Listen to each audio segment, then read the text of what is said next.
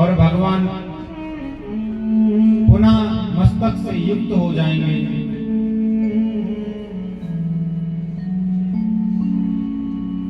लेकिन सज्जनों, इस संसार में कोई भी कार्य होता है, उसका क्या होता है, उसके पीछे कारण।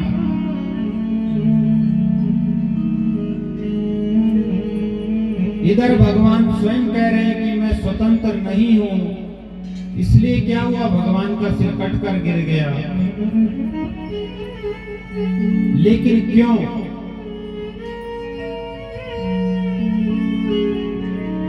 क्योंकि एक बार जब भगवान शेष साई अपनी सैया पर विराजमान थे, माता लक्ष्मी के साथ में, माता भगवती के साथ में, तो अचानक भगवान हंस पड़े। और जिस पर माता लक्ष्मी क्रुद्ध हो गई कि बिना बात के भगवान हंसे जा रहे हैं, क्या पता इन्होंने कोई सौत बना ली हो मेरी, क्या पता मैं दिखने में कुछ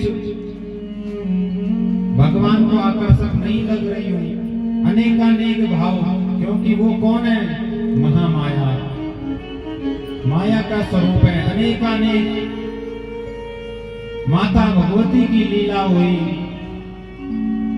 और धीमे स्वर में माता भगवती ने कहा कि जिस सिर को हिला के तुम हंस रहे हो, ये सिर जमीन पर गिर जाए। मंद स्वर में कहा, और जिसका परिणाम क्या हुआ, अपने को ही दुख प्रदान करने वाला माता लक्ष्मी ने श्राप दे दिया भगवान को।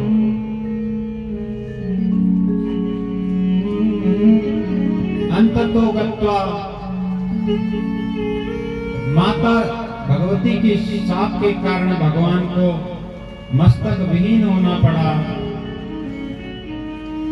इधर एक हयग्रीव नाम के दानव ने जन्म लिया, कठोर तपस्या की और वरदान मांगा कि मैं अमर हो जाऊं।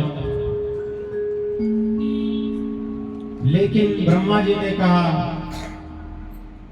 कि संसार में जो जन्म लेता है उसकी मृत्यु निश्चित है।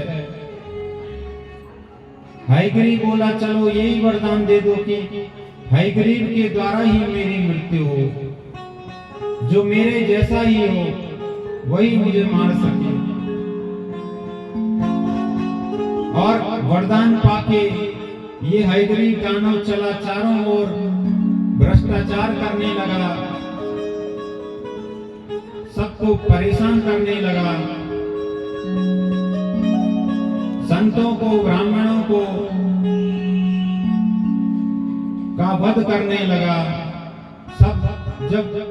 सब इससे भयाक्रांत हो गए, सब भगवान की शरण में गए। इधर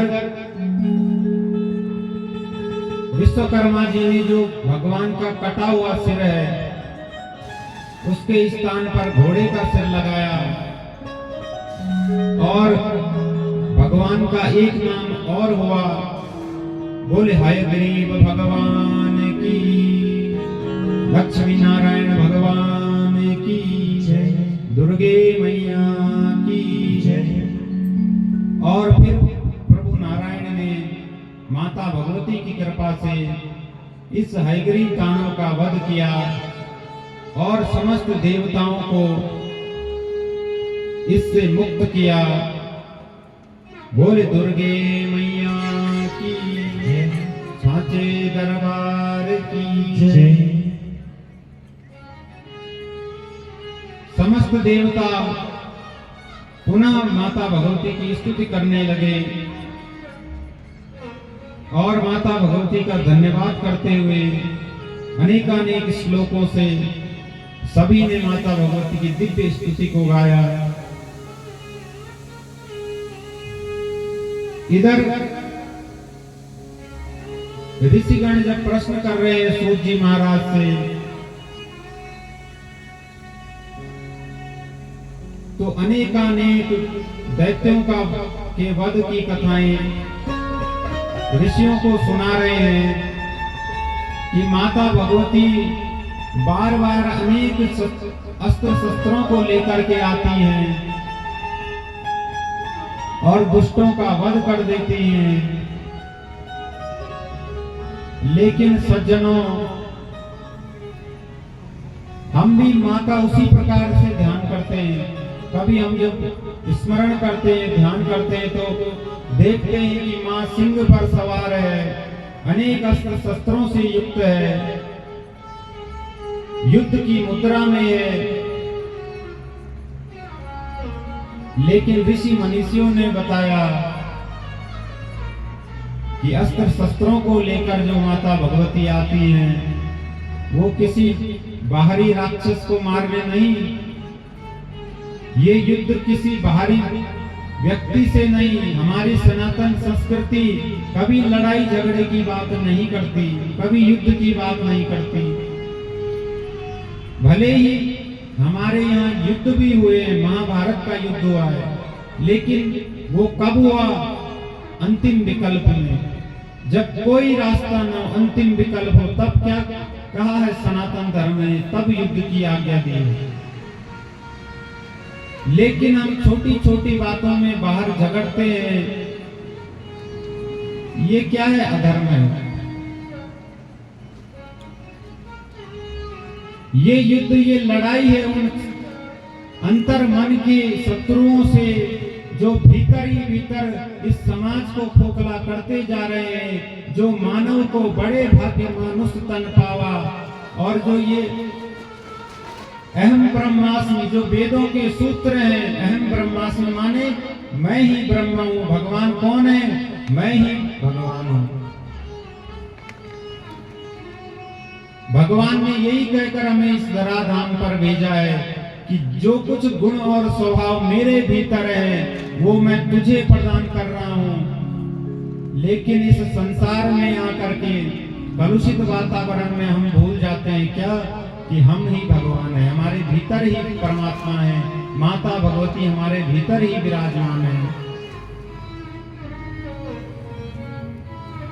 इसलिए ये युद्ध है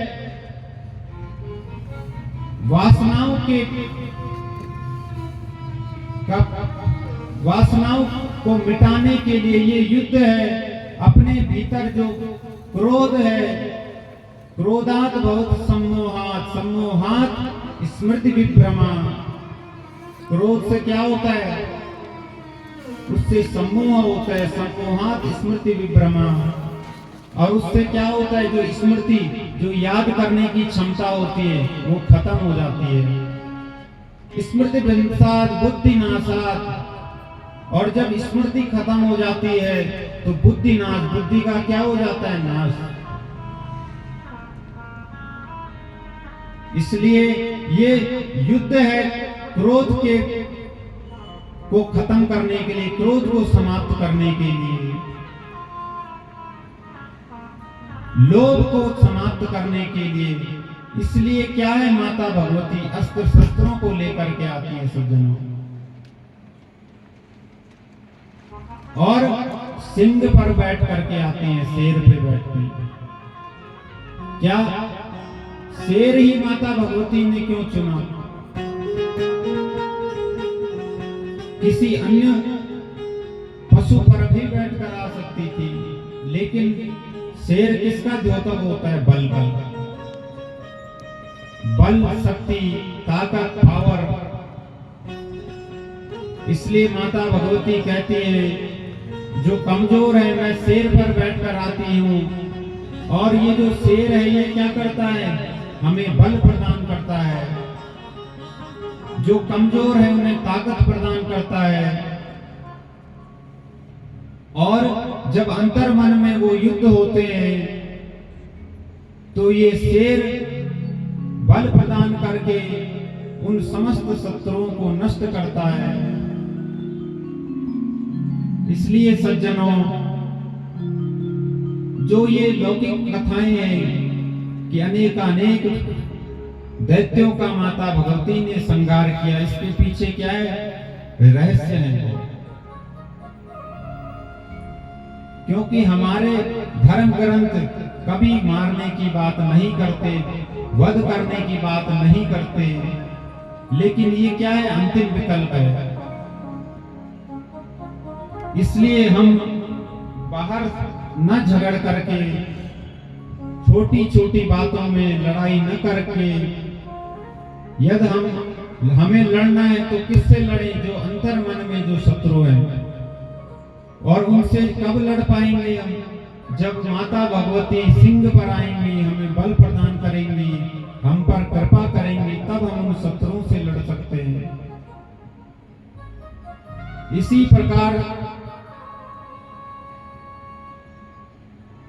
मधु और कैटव नाम के दैत्य उत्पन्न हुए सज्जनों।